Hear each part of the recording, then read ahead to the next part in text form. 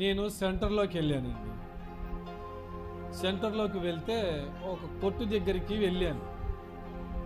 కొట్టు దగ్గరికి వెళ్ళి ఏదో సరుకులు తీసుకొని వద్దామని నేను వెళ్ళాను. వెళ్ళేసరికి ఒక వ్యక్తి ఏం చేశాడంటే, ఏదో కాగితాలు ఏరే వ్యక్తి ఉంటాడు కదా, కాగితాలు ఏరుకునే వ్యక్తి ఉంటాడు కదా, ఆ వ్యక్తి ఏం చేశాడంటే, ఆ కొట్టమ్ముడు ఎక్కువ జామున తిరుగుతాడు కదా, ఏం దొరుకుతాయా ఏదన్నా అని. ఆ వ్యక్తి అలా వస్తూ ఉండగా అక్కడ ఒక 20 రూపాయల కాగితం పడింది. ఎక్కడ? కొట్టు ముందర. ఆ 20 రూపాయల కాగితం సరేలే, పొద్దున్నే అతను ఏదో వచ్చాడు కదా, తీసుకొని పోయాలి అనుకోలా. ఆ కొట్టు వ్యక్తి ఆ రూమ్లో కసు కొట్టుకుంటూ చూసి పరిగెత్తుకుంటూ వచ్చి, నువ్వేంటి తీసుకున్నావు అంట. ఏమి లేదులేండి అంటున్నాడు. ఏమి లేదులేండి, ఏదో మూతలే అంటాడు. ఆ 20 రూపాయల కాడ కూడా అతను ఏమి లేదులేండి, ఏదో ప్లాస్టిక్లే అంటున్నాడు. కాదు, నువ్వేదో తీసుకున్నావు అని కొట్టు వ్యక్తి అంటున్నాడు. 20 రూపాయలు దొరికింది, మరి అబద్ధం చెప్తావేంటి, దొంగతనం చేస్తావా నువ్వు అని చెప్పి అతను కొట్టబోతున్నాడు. అయ్యా నన్ను కొట్టబాకు, ఏదో 20 రూపాయలు కదా దొరికిందని చెప్పి నేను తీసుకున్నాను. ఆ 20 రూపాయలు కూడా తీసుకొని వెళ్ళిపోతున్నాడు. ప్రైజ్ ది లార్డ్, హల్లెలూయా. అయితే దేవుడు ఎలాంటి వాడు? ఉచితముగా కృప ఇచ్చేస్తున్నాడు మనకి. ఉచితముగా కృప మనకు అనుగ్రహించి నీతిమంతులుగా ఆయన మారుస్తున్నాడు.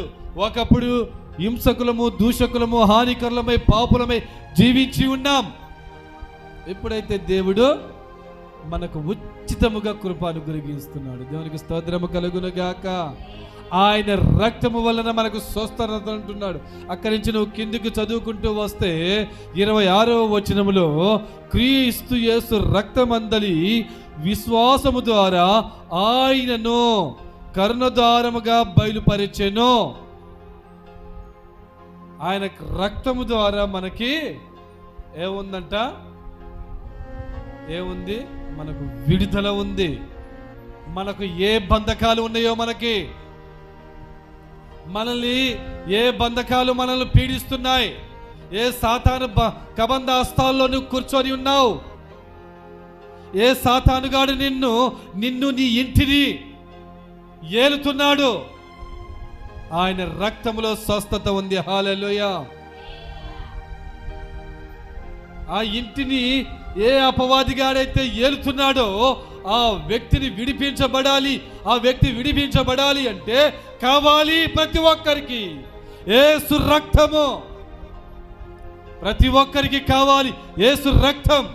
ఆయన రక్తములో విడుదల ఉంది, ఆయన రక్తములో స్వస్థత ఉంది. ప్రతి పాపములో నుంచి విడిపించగలిగిన యేసు రక్తము తప్ప ఏ రక్తము లేదు, ఏ జీవరాశి రక్తములో లేదు.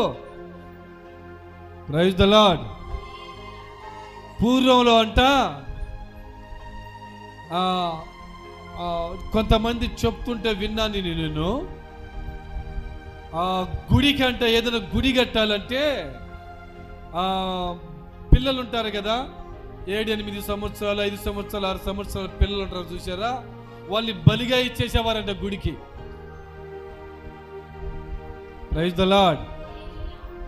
ఆ బిడ్డల్ని బలిగా ఇచ్చేసేవారంట.